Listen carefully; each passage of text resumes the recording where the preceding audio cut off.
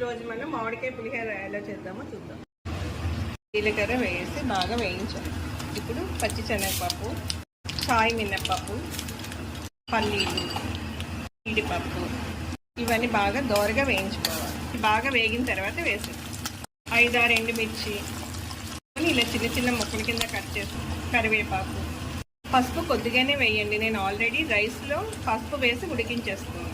ఇంగువ బాగా వేగే వరకు బాగా కలపండి. 1 కప్పు మామిడి తురుమండి. మీ పులుపుకి తగ్గట్టుగా వేసుకోండి. బాగా వేయించుకోవాలి. నూనె కాస్త పైకి చిమ్మింది కదండి. ఇప్పుడు స్టవ్ ఆఫ్ చేసేసి దీన్ని మనం రైస్లో కలిపేస్తున్నాం.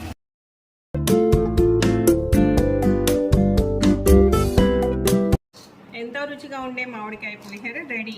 గోదావరి ఇంటి రుచి ఛానల్ని సబ్స్క్రైబ్ చేయండి, లైక్ చేయండి, షేర్ చేయండి.